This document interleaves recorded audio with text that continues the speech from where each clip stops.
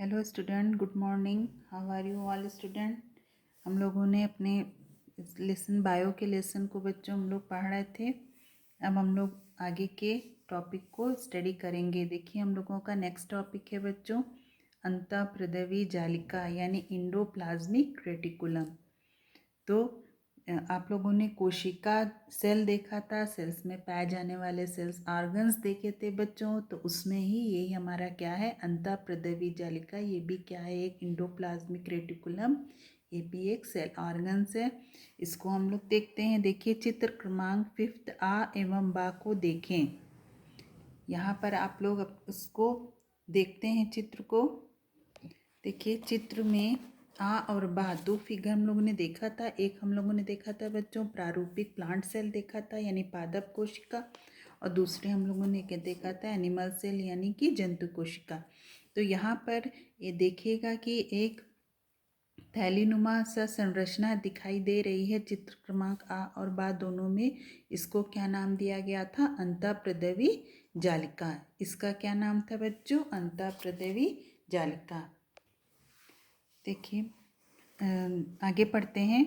उसमें झिल्ली युक्त नलिकाओं का थैली का एक बहुत बड़ा सा जाल देखा। अभी हम लोग ने देखा फिगर में। उस इलेक्ट्रॉनिक सूक्ष्मदर्शी के देखने पर ये कहीं खुरदुरी तथा कहीं चिकनी दिखाई देती है। यानी कि जो थैलों का एक बहुत बड़ा सा जो जाल है बच्चों, उसको इलेक्ट्रॉनिक जब हम माइक्रोस्कोप से देखते हैं तो वो कहीं पर हमको खुरदुरी सी, कहीं रफ और कहीं पर स्मूथ दिखाई देती है। चित्र में भी खुरदुरी और चिकनी अंतःप्रदवी जालिका दिखाई दे रही है। खुरदुरी अंतःप्रदवी जालिका पर राइबोसोम नामक कोशिकांग होते हैं। जो खुरदुरी यानी रफ वाली इंडोप्लाज्मिक रेटिकुलम है, उस पर क्या पाए जाते हैं, राइबोसोम नामक कोशिकांग होते हैं, जो मुख्य रूप से प्रोटीन का संश्लेषण करते हैं। जो क्या करते हैं बच्चों, मुख्य रूप से प्रोटीन संश्लेषण का कार्य करते हैं। चिकनी अंतःप्रदवी जालिका मुख्यतः वसा बनाने में मदद करती है। यानी जो हमारी रफ वाली एंडोप्लाज्मिक रेटिकुलम है वो क्या करती है, प्रोटीन के सिंथेसिस में का हेल्प करती है। और जो चिकनी यानी स्मूथ इंडोप्लाज्मिक रेटिकुलम है उसका मुख्य कार्य क्या है, वसा बनाने में मदद करती है। इसको आप लोग याद रखिएगा, ये इंपॉर्टेंट चीज़ है। यहाँ से बने कुछ प्रोटीन तथा वसा से झिल्लियों का बनना, मरम्मत आदि के कार्य होते हैं। यहाँ से जो प्रोटीन बनते हैं और वसा से झिल्लियों का बनना और मरम्मत आदि के बच्चों कार्य होते हैं। अब यहाँ पर देखा गया है कि देखिए, किस कोशिका के माध्यम से किसी पदार्थ को केंद्रक झिल्ली से कोशिका झिल्ली तक पहुँचाया जा सकता है। चित्र क्रमांक 6 की मदद लें। यानी आप इस फिगर से मदद ले सकते हैं और ये पता लगा सकते हैं कि वो कौन सा कोशिकांग है जिसके माध्यम से किसी पदार्थ को अगर हम केंद्रक झिल्ली से कहाँ पहुँचा देते हैं, कोशिका झिल्ली में। तो देखते हैं बच्चों चित्र क्रमांक 6। देखिए, चित्र क्रमांक 6 में हमारा है, जैसे केंद्रक झिल्ली से कोशिका झिल्ली में कोई पदार्थ को पहुंचाने में कौन से कोशिकांग हेल्प करते हैं बच्चों, तो वो होगा हमारा अंतःप्रदवी झिल्ली। क्या होगा हमारा, अंतःप्रदवी झिल्ली। इसको आप लोग फिगर से इजली समझ सकते हैं। तो हम लोगों ने क्या देखा कि इंडोप्लाज्मिक रेटिकुलम यानी अंतःप्रदवी जालिका बच्चों वो दो प्रकार के होते हैं, एक रफ और एक स्मूथ, और उनके क्या कार्य हैं ये भी हमने देखा। जो रफ वाले जो हमारे अंतःप्रदवी जालिका हैं वो प्रोटीन के सिंथेसिस में, और जो स्मूथ अंतःप्रदवी जालिका हैं वो वसा के निर्माण में यानी वसा की झिल्लियों का बनना इत्यादि में क्या करते हैं, वसा बनाने में मदद करते हैं। अभी ये भी जाना कि कौन सा है जिससे केंद्रक कोशिकांग के माध्यम से किस पदार्थ का केंद्रक झिल्ली से कोशिका झिल्ली तक पहुंचाया जाता है। तो वो कोशिकांग हमारी कौन सी थी बच्चों, अंतःप्रदवी झिल्ली। अब हम लोग नेक्स्ट टॉपिक पढ़ते हैं, गाल्जी काय यानी गोल्गी बॉडी। देखिए, गाल्जी काय का वर्णन 1898 में कैमिलो गोल्जी ने किया था। ये कई सारी झिल्लियों से मिलकर बना होते हैं। ये झिल्लियाँ थैली नुमा संरचनाएं बनाती हैं और इनके आसपास कुछ द्रव भरी थैलियाँ होती हैं। राइबोसोम पर बने प्रोटीन व अन्य पदार्थ गाल्जी काय में पहुँचाए जाते हैं। यानी कि समझ लीजिए ये एक थैले जैसा स्ट्रक्चर होता है और इस द्रव से भरी ये थैलियाँ होती हैं और ये क्या करती हैं, जो प्रोटीन बनते हैं राइबोसोम की हेल्प से, वो उसकी पैकेजिंग का कार्य करते हैं, यानी इसमें ये पैक हो जाते हैं थैले में आकर। इसको समझ लीजिए, गाल्जी कायकाकार पदार्थों के आवागमन से पहले पैकेजिंग करना है। देखिए यहाँ पर है कि जो गाल्जी काय का कार्य क्या है, जैसे भी पदार्थ आने जाने से पहले उसकी पैकेजिंग करना, प्रोटीन व अन्य पदार्थ नुमा संरचनाओं से अन्य अंगों तक पहुंचाए जाते हैं। यानी जो गाल्जी काय में बच्चों प्रोटीन उसके साथ अन्य पदार्थ भी होते हैं जो थैलीनुमा संरचनाओं के से कहाँ पहुंचाए जाते हैं, अन्य अंग तक पहुंचाए जाते हैं। तो गाल्जी काय का मेन कार्य क्या है, जो राइबोसोम द्वारा जो प्रोटीन्स होते हैं वो इन थैलियों में आकर पैक हो जाते हैं, फिर इसी के और जो प्रोटीन व अन्य पदार्थ हैं वो इसी तरीके से थैलीनुमा संरचनाओं से अनंग तक पहुंचाए जाते हैं। कोशिकाओं में गाल्जी काय की संख्या अलग अलग होती है। पदार्थों को स्रावित करने वाली कोशिकाओं में इनकी संख्या ज़्यादा होती है, यानी कि ऐसा नहीं कि हर कोशिकाओं में गाल्जी काय की संख्या समान हो, सब में अलग अलग होती है और पदार्थ को जो स्रावित करते हैं बच्चों उन कोशिकाओं में इनकी संख्या ज़्यादा होती है। नेक्स्ट टॉपिक है हमारा लाइसोसोम। कोशिकाओं में कुछ ऐसे पदार्थ पाए जाते हैं जो पूरी कोशिका के लगभग सारे पदार्थ को नष्ट करने की क्षमता रखते हैं। यानी कि कोशिकाओं में कुछ ऐसे भी पदार्थ होते हैं जो कोशिका के जितने भी लगभग सारे पदार्थ हैं उनको नष्ट करने की उनमें कैपेसिटी होती है। प्रश्न ये है फिर ये पदार्थ उस कोशिका को नष्ट क्यों नहीं करते। अगर मान लीजिए कोशिकाओं के कुछ ऐसे पदार्थ हैं जो कोशिका के सारे पदार्थ को नष्ट कर रहे हैं लेकिन उस कोशिका को नहीं, तो नष्ट क्यों नहीं करते। ये पहली तब सुलझी जब लाइसोसोम की खोज हुई। ये स्पष्ट हुआ कि सारे विनाशकारी पदार्थ लाइसोसोम नामक थैलियों से भरे होते हैं।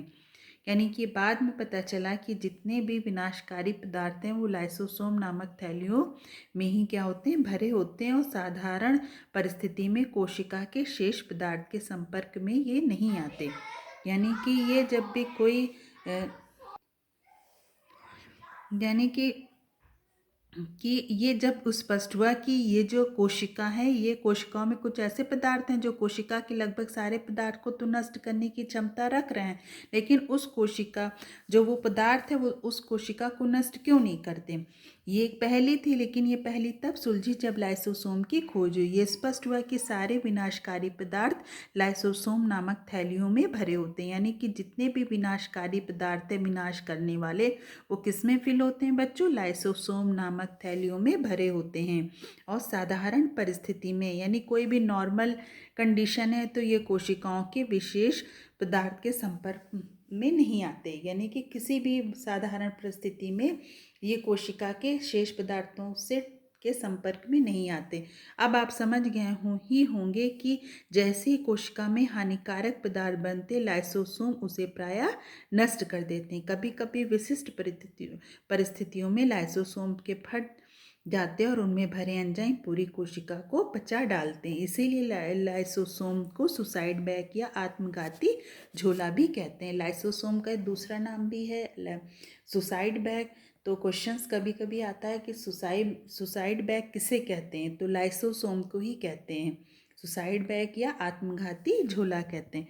तो अब यहाँ पर देखिएगा, कोई कोशिका के पूर्ण रूप से रोगग्रस्त हो गई हो तो लाइसोसोम की क्या भूमिका होगी, इसको आप सब समझ लीजिए। लाइसोसोम क्या होगी यहाँ पर बता रहा है, अगर मान लीजिए कोई भी कोशिका है वो पूर्ण रूप से ग्रस्त हो गई रोग से, तो वो लाइसोसोम क्या करेगा, उस कोशिका को नष्ट कर देगा ताकि फिर उसमें क्या हो कि आगे जो रोग है वो उससे बाकी कोशिकाएं हमारी इन्फेक्टेड ना हो। तो ये लाइसोसोम की मेन भूमिका होगी। रिक्तिकाएं क्या हैं इसको पढ़ते हैं। चित्रक्रमांक 5th आ में पादप कोशिका का कौन सा अंग बहुत बड़ा सा दिखाई दे रहा है। आपने देखा है प्लांट सेल में सबसे बड़ा अंग एक हम लोगों ने देखा था, वो क्या था हमारा वैक्यूल यानी रिक्तिकाएं। ये सबसे बड़ा अंग है जो हमने प्लांट सेल में देखा था। कोशिका द्रव्य में तरल पदार्थ से भरी कुछ गोलाकार थैलीनुमा रचनाएं पाई जाती हैं, जिन्हें क्या कहते हैं? रिक्तिकाएं कहते हैं। जंतु कोशिका में ये रचनाएं छोटी होती हैं। रिक्तिकाओं में कुछ पदार्थों का संग्रहण होता है, यानी कि जो रिक्तिका है, वैक्यूल हैं बच्चों, ये प्लांट सेल में बड़ी होती हैं। किसके कंपेयर में? एनिमल सेल यानी जंतु कोशिका में। और ये जो रिक्तिकाएं हैं ये कुछ पदार्थों का क्या करती हैं? संग्रहण भी करती हैं। अब नेक्स्ट टॉपिक है हमारा अंतःझिल्ली तंत्र की कार्य प्रणाली यानी functions of the endomembrane system. इसको समझते हैं। देखिए, आइए एक उदाहरण की सहायता से इस तंत्र की कार्य प्रणाली को समझने का प्रयास करें, यानी कि एग्जाम्पल के थ्रू बच्चों इसको हम लोग समझेंगे। प्रोटीन संश्लेषण की प्रक्रिया के समय राइबोसोम अंतःप्रद्रवी जालिका से जुड़ जाते हैं, यानी कि जब प्रोटीन बनता है तो उस समय राइबोसोम है वो किससे अटैच हो जाते हैं? अंतःप्रद्रवी जालिका से। तथा इनमें बनने वाले प्रोटीन अंतःप्रद्रवी जालिका की गुहा में प्रवेश कर जाते हैं। यहाँ से छोटी छोटी थैलियों में प्रोटीन गाल्जी काय तक पहुँचाए जाते हैं, यानी कि जब यहाँ पर प्रोटीन बन जाते हैं तो वो छोटी छोटी थैलियों में कहाँ पहुँचाए जाते हैं? गाल्जी काय। अब गाल्जी काय का मेन काम क्या था? पैकेजिंग करना। तो गाल्जी काय क्या करता है? इनकी पैकेजिंग का काम करता है, यानी ज़्यादा से ज़्यादा प्रोटीन को थैलियों में भरा जाता है। यहाँ से ये पदार्थ कोशिका के अन्य भाग जैसे कोशिका झिल्ली, केंद्रक झिल्ली इत्यादि तक भेजे जाते हैं। यानी कि जब प्रोटीन का बन जाता है, प्रोटीन सिंथेसिस होती है, तो ये इनका पैकेजिंग का काम कौन करता है? छोटी छोटी थैलियों में गाल्जी क्या करते हैं, और यानी ज़्यादा से ज़्यादा प्रोटीन जो है उन थैलियों में भरा जाता है और यहाँ से ये पदार्थ जो है कोशिका के अन्य भाग जैसे कोशिका झिल्ली, केंद्रक झिल्ली इत्यादि तक भेजे जाते हैं। ये पदार्थ कई कार्य यानी झिल्ली में मरम्मत में, झिल्ली के बनने में इत्यादि में काम करते हैं या बाहर स्रावित कर दिए जाते हैं। या तो ये मरम्मत का कार्य करते हैं अथवा ये बाहर यानी इनको बाहर निकाल दिया जाता है।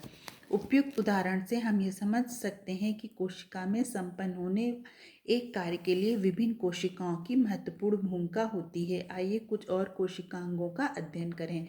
तो अब तक आपने देखा कि जब कोई भी सेल फंक्शन करती है तो उसमें पाए जाने वाले सेल्स ऑर्गेनेल्स यानी जो कोशिकांग हैं उनकी एक महत्वपूर्ण भूमिका होती है। अब हम कुछ और कोशिकांग के बारे में जानेंगे। तो एक नेक्स्ट टॉपिक है बच्चों हमारा अंतःसहजीवता से बने अंग। ये इंटरेस्टिंग टॉपिक है। अंतःसहजीवता से बने अंग यानी पार्ट्स फॉर्म्ड बाय द इंडोसिम्बियोसिस। देखिए, वैज्ञानिकों ने पाया कि कोशिकाओं में कुछ ऐसे जीव प्रवेश कर गए।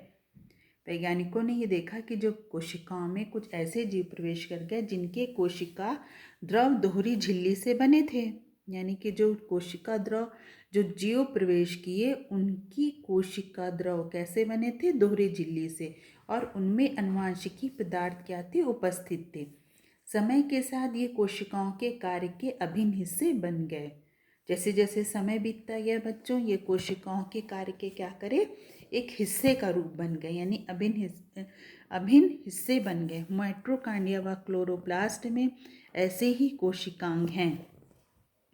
मेज़बान यानी होस्ट कोशिकाओं को माइटोकॉन्ड्रिया के जैसे जीव से ऊर्जा, क्लोरोप्लास्ट जैसे जीव से पोषण मिलने लगा। इन जीवों को मेज़बान कोशिकाओं में रहने के लिए सुरक्षित स्थान प्राप्त हुआ। तो आप समझ गए होंगे कि जो जीव आए वो धीरे धीरे क्या हो गए कि एक अभिन्न हिस्सा बन गए कोशिका के कार्यों का, और जो ये कोशिकाओं के माइटोकॉन्ड्रिया के जैसे जीव से ऊर्जा मिलने लगी और क्लोरोप्लास्ट जैसे जीवों से पोषण मिलने लगा। इन जीवों को मेज़बान की कोशिकाओं में रहने के लिए क्या मिल गया? एक सुरक्षित स्थान प्राप्त हुआ। नेक्स्ट टॉपिक है बच्चों हमारा माइटोकॉन्ड्रिया। माइटोकॉन्ड्रिया बच्चों आप लोगों ने पिछली क्लासेस में भी पढ़ा होगा। माइटोकॉन्ड्रिया जो कोशिकांग है इसको पावर हाउस भी कहते हैं। तो अब हम इसको देखते हैं। अलग अलग कोशिकाओं में विभिन्न आकृति के माइटोकॉन्ड्रिया होते हैं। देखिए जो माइटोकॉन्ड्रिया बच्चों, ये डिफरेंट शेप इनके होते हैं, जैसे ये गोल होते हैं, छड़नुमा होते हैं, यानी ब्रांच शाखित आदि होते हैं। ये केंद्रक से करीब 6 से 10 गुना छोटे होते हैं। जो केंद्रक था ये उससे भी छोटे होते हैं। एक कोशिका में लगभग 100 से 1000 माइटोकॉन्ड्रिया हो सकते हैं। इतनी इनकी संख्या होती है, यानी एक कोशिका में कितने पाए जाते हैं? लगभग 100 से 1000 माइटोकॉन्ड्रिया। यदि एक स्तनधारी के लीवर यानी यकृत की एक कोशिका का उदाहरण लें और उनमें उपस्थित सारे माइटोकॉन्ड्रिया को मिला दें तो वह उस कोशिका का 15 से 20% भाग घेर लेता है। यानी कि इनकी संख्या ज़्यादा होती है, तभी ये आप खुद इमेजिन करिए कि 100% से में 15 से 20% भाग घेर लेना एक अच्छा कैपेसिटी होती है अपने स्थान को घेरने की। तो यानी कि इसमें इतने माइटोकॉन्ड्रिया, इनकी संख्या ज़्यादा होती है, तभी ये स्थान को घेरते हैं। फिर कोशिका की श्वसन क्रिया में माइटोकॉन्ड्रिया की महत्वपूर्ण भूमिका होती है। ये कोशिकाओं की जीवित क्रियाओं का ऊर्जा का स्रोत बनते हैं। ये क्या करते हैं? कोशिका की जीवित क्रियाओं का ऊर्जा का स्रोत बनते हैं। आनुवांशिकी पदार्थ के होने से माइटोकॉन्ड्रिया विभाजित होता है और आनुवांशिक गुण एक पीढ़ी से दूसरी पीढ़ी तक पहुंचाया जाता है। आनुवांशिकी गुण को बच्चों आप लोग क्लास 10th में और इसे अच्छे से समझेंगे। इससे पिछले भी हमने आपको बताया था कि आनुवांशिकी गुण क्या है। पीढ़ी यानी कि आपके घर में पाए जाने वाले दादा दादी, माता पिता, इन सब के गुणों को एक पीढ़ी से दूसरी पीढ़ी तक पहुंचना ही क्या होता है? आनुवांशिकी गुण कहलाता है। यानी कि एक पीढ़ी से दूसरी पीढ़ी तक जाना, ये क्या है? आनुवांशिकी गुण ही है। इनमें से जो इसका क्या होता है? आनुवांशिकी पदार्थ के द्वारा ये एक पीढ़ी से दूसरी पीढ़ी पहुंचता है। यानी कि क्रोमोसोम पर जो जीन्स पाए जाते हैं, जीन्स ही मेन वाहक होते हैं बच्चों, किसको? आनुवांशिकी गुण को एक पीढ़ी से दूसरी पीढ़ी तक पहुंचाने का हेल्प करते हैं। नेक्स्ट देखिए, क्या आप जानते हैं माइटोकॉन्ड्रिया एक अंतःप्रद्रवी जालिका में गत्यात्मक संबंध है। यानी कि माइटोकॉन्ड्रिया में बच्चों अंतःप्रद्रवी जालिका में गत्यात्मक संबंध है। इस संबंध के बारे में हम तब जान पाए जब अंतःप्रद्रवी जालिका के द्वारा माइटोकॉन्ड्रिया को विभाजित करने के लिए उत्तेजित करते देखा। यानी कि ये इस तरह का संबंध जब हम लोग जान पाए जब हमने देखा कि अंतःप्रद्रवी जालिका द्वारा, यानी कि जो अंतःप्रद्रवी जालिका है वो माइटोकॉन्ड्रिया को विभाजित करने के लिए उत्तेजित करता है। यानी कि अंतःप्रद्रवी जालिका जो है वो माइटोकॉन्ड्रिया को डिवाइड करने के लिए एक्साइट करता है कि डिवाइड हो। तो अंतःप्रद्रवी जालिका की नलिका के फंदे से माइटोकॉन्ड्रिया 2 भागों में विभाजित होते देखे गए। यहाँ पर बच्चों आप लोग के सामने देखिए ये फिगर भी है, उसमें देखिए अंतःप्रद्रवी जालिका जो कि नलिका के फंदे से जो माइटोकॉन्ड्रिया है बच्चों ये बंध गया है। बनने के बाद देखिए यहाँ पर बंधा है, बनने के बाद ये 2 भागों में क्या हो रहा है? डिवाइड हो रहा है। तो अंतःप्रद्रवी जालिका की नलिका के फंदे से माइटोकॉन्ड्रिया 2 भागों में विभाजित होते देखे गए। प्रत्येक भाग स्वतंत्र माइटोकॉन्ड्रिया के रूप में कार्य करने में सक्षम रहा। अब यहाँ पर देखिएगा, जो एक माइटोकॉन्ड्रिया से 2 माइटोकॉन्ड्रिया में डिवाइड हुए, फिर ये जो माइटोकॉन्ड्रिया के जो 2 भाग हैं, पार्ट्स हैं बच्चों, ये माइटोकॉन्ड्रिया के रूप में कार्य करने में सक्षम रहा, यानी ये सक्षम हो गए। नेक्स्ट क्वेश्चन है बच्चों आप लोगों का कि किसी भी कोशिका में माइटोकॉन्ड्रिया ज़्यादा संख्या में होना क्यों ज़रूरी है? मतलब ज़्यादा संख्या में होना क्यों ज़रूरी? तो अभी आप लोगों ने देखा कि जो माइटोकॉन्ड्रिया बच्चों ये श्वसन की में महत्वपूर्ण भूमिका निभाती है, जिससे हम लोगों को जिससे एनर्जी रिलीज़ होती है, इसीलिए माइटोकॉन्ड्रिया को पावर हाउस भी बोलते हैं। तो अगर ये संख्या में ज़्यादा नहीं होंगे, कम होंगे, तो श्वसन की क्रिया में भी बाधा होगी और इतनी एनर्जी भी नहीं मिलेगी। यानी कि नेक्स्ट टॉपिक है बच्चों हमारा क्या है? लवक यानी प्लास्टिड। अब आप इसको लवक सब जान रहे हैं कि पत्ती हरी क्यों होती है, फूल का रंग लाल क्यों होता है, क्यों होता है? क्योंकि उसमें पाए जाने वाले लवक यानी प्लास्टिड के वजह से फूलों का रंग लाल है। और पत्ती में पाए जाने वाले कौन सा पाया जाता है पत्तियों में बच्चों? हरा रंग। हरा रंग पाया जाता है। हरा रंग यानी क्लोरोप्लास्ट। क्लोरोप्लास्ट नाम का पिगमेंट पाया जाता है प्लास्टिड, जिसकी वजह से पत्तियों का रंग हरा होता है। और फूल का रंग इतने कलरफुल हमको दिखने को मिलते हैं, उसमें कौन सा प्लास्टिड पाया जाता है? उसमें क्रोमोप्लास्ट पाया जाता है। और जैसे मूली है, इस तरह से शकरकंद है, ये सब जो वाइट होते हैं बच्चों में, इनमें रंग कलर नहीं होते हैं। ये सब क्या होते हैं? कलर रंगहीन होते हैं। तो इनमें कौन सा प्लास्ट पाया जाता है? इसमें ल्यूकोप्लास्ट पाया जाता है। तो अभी हमने देखा कि प्लास्टिड 3 तरह के होते हैं, एक क्रोमोप्लास्ट, एक क्लोरोप्लास्ट और एक ल्यूकोप्लास्ट। तो अभी हम इसको आगे पढ़ेंगे भी। देखिए, ये कोशिकांग पादप कोशिकाओं में ही पाया जाता है। ये सबसे बड़ा डिफरेंस है एनिमल सेल और प्लांट सेल का। अगर आपको डिफरेंस लिखने को आता है तो आप इसको ईजिली लिख सकते हैं कि जो प्लास्टिड यानी लवक है, ये पादप कोशिका में पाया जाता है, जंतु कोशिका में नहीं। तो सामान्यतः जंतु कोशिकाओं में इनका अभाव होता है। वर्णक की उपस्थिति के आधार पर लवक 2 प्रकार के होते हैं। लवक भी देखिए 2 तरह के हैं। जैसे पहला है हमारा रंगहीन लवक। जैसे इसमें वर्णक नहीं होता है, ये स्टार्च के रूप में भोजन संचित करता है, यानी इनमें कोई भी कलर नहीं पाया जाता, ये स्टार्च के रूप में भोजन संचित करता है। इसे हम मक्के की बीज में, आलू, मूली आदि में देख सकते हैं। जो ये रंगीन लवक है, ये किस में पाया जाता है? जैसे मक्के में, मक्के के बीज में, आलू में, मूली में ये रंगहीन लवक होता है। फिर रंगीन लवक, इसमें वर्णक पाए जाते हैं। ये कई रंग के होते हैं, जैसे बीज के रंग में इसको देख सकते हैं आप, पुष्प में यानी फ्लावर में, फ्रूट्स में इनकी रंग की उपस्थिति दिखाई देती है। हरे रंग के लवक को हम क्या बोलते हैं? अभी हम लोग ने समझा था, हरे रंग के लवक को क्लोरोप्लास्ट कहते हैं। ये डिस्क नुमा, अंडाकार, लेंस के आकार के, सीढ़ी नुमा, सितारे नुमा, कुंडलीकार, जाल नुमा इत्यादि के होते हैं।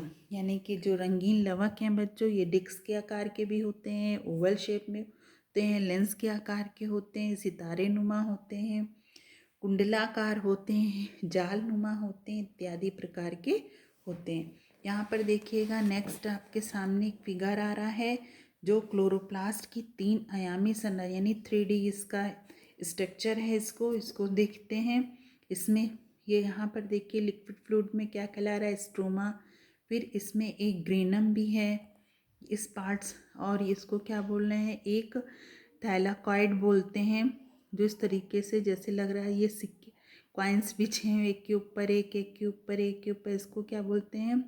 थाइलेकाइड बोलते हैं। और यहाँ पर देखिएगा, ये क्या है हमारा? दोहरी झिल्ली। तो ये क्लोरोप्लास्ट की 3D स्ट्रक्चर है।